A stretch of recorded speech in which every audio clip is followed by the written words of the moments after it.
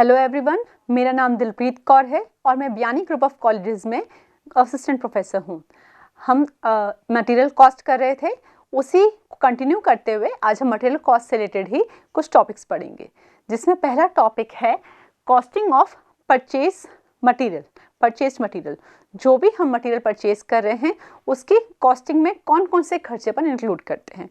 तो सबसे पहला एक्सपेंस जो अपन इंक्लूड करेंगे मटेरियल की कॉस्ट में वो है उसकी परचेज प्राइस मतलब कि उतना वो प्राइस जो हम सप्लायर को पे कर रहे हैं उस मटेरियल को परचेज करने के लिए।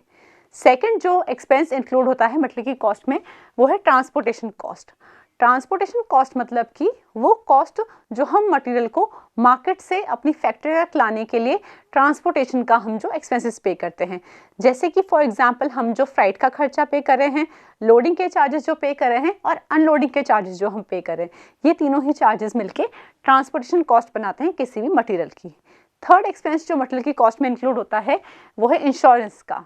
जब वो प्रोडक्ट हम अपने पास ले आए खरीद के, मटेरियल जब हमारे पास आ गया है तो उसको प्रोटेक्टेड, उसको सेफ रखने के लिए, सिक्योर रखने के लिए उसका हम इंश्योरेंस कराते हैं, ताकि कोई भी अगर लॉस होने वाला है तो उस रिस्क को अपन कवर कर सकें। तो जो इंश्योरेंस का प्रीमियम अपन पे करेंगे वो उस इंश्योरेंस कॉस्ट बन के उस मटेरियल की कॉस्ट का ही पार्ट बनता है। फोर्थ एक्सपेंस होता है कस्टम ड्यूटी और टैक्सेस।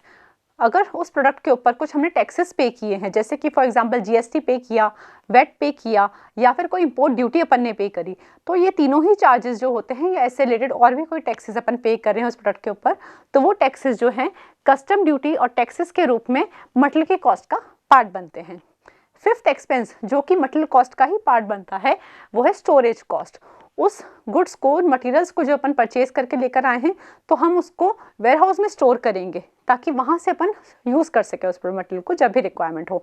तो उसके जो वेयर हाउस में स्टोरेज की कॉस्ट है, वेयर हाउस का जो रेंट हो गया, उस प्रोडक्ट्स को वेयर हाउस पे सेफ सिक्योर रखने के लिए जो हमने एक सिक्योरिटी गार्ड अपॉइंट किया, तो ये सारे जो एक्सपेंसेस रहेंगे ये क्या कहलाएंगे, हमारी स्टोरेज कॉस्ट कहलाएंगे और ये भी मटेरियल की कॉस्ट का ही पार्ट बनते हैं। नेक्स्ट टॉपिक जो अपन मटेरियल कॉस्ट का स्टार्ट कर रहे हैं वो है material control.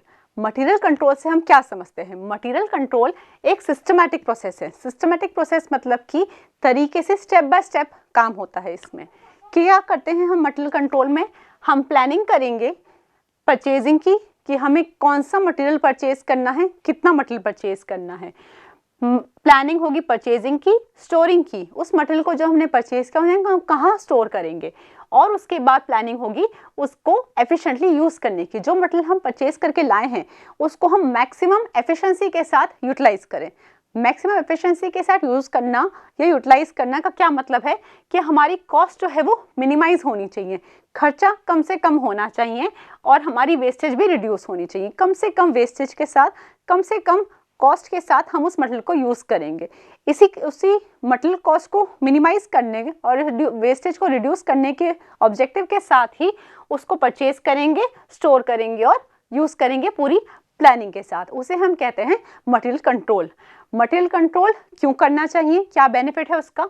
Material control ensure करता है कि हमारे पास right quantity of material available हो एट द राइट टाइम। जब जिस पॉइंट ऑफ टाइम पे हमें जो सामान चाहिए हमारे पास वो अवेलेबल होना चाहिए। ना तो ओवर स्टॉकिंग की पोजीशन आनी चाहिए, ना ही अंडर स्टॉकिंग की पोजीशन आनी चाहिए। ऑप्टिमम क्वांटिटी में वो प्रोडक्ट हमारे पास अवेलेबल होना चाहिए व्हेन एवर नीडेड। ये इंश्योर करेगा मटेरियल कंट्रोल।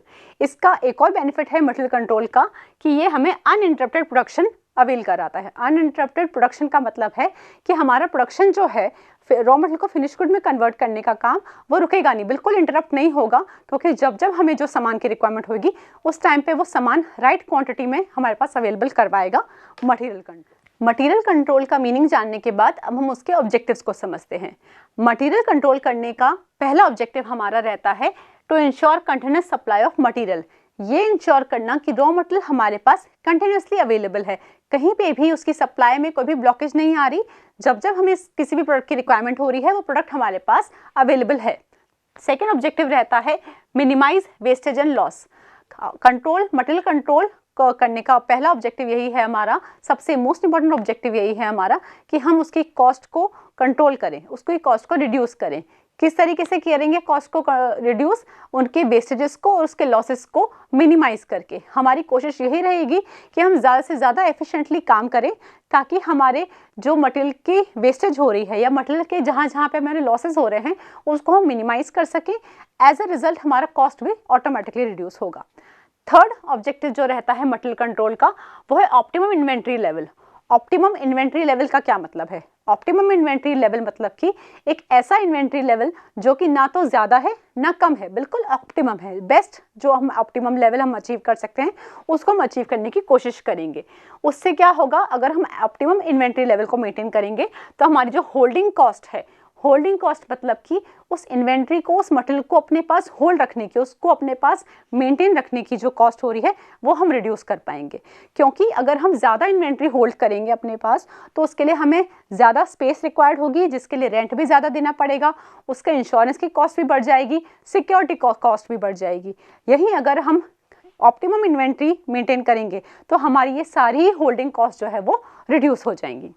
फोर्थ ऑब्जेक्टिव जो है मटेरियल कंट्रोल का, वो है नो ओवरस्टॉकिंग एंड अंडरस्टॉकिंग।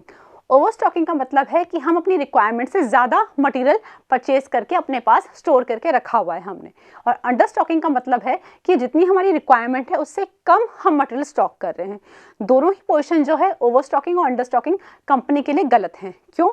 ओवरस्टॉकिंग अगर कंपनी कर रही है तो यानी वो उसने एक तो मटेरियल को परचेज करने में ज़्यादा खर्चा किया, उस मटेरियल को अपने पास ट्रांसपोर्टेशन में उसने ज़्यादा खर्चा किया है, उस मटेरियल को होल्ड करने में, उसके इंश्योरेंस में, उसकी वेयरहाउसिंग में, उसमें उसका ज़्यादा खर्चा हुआ है।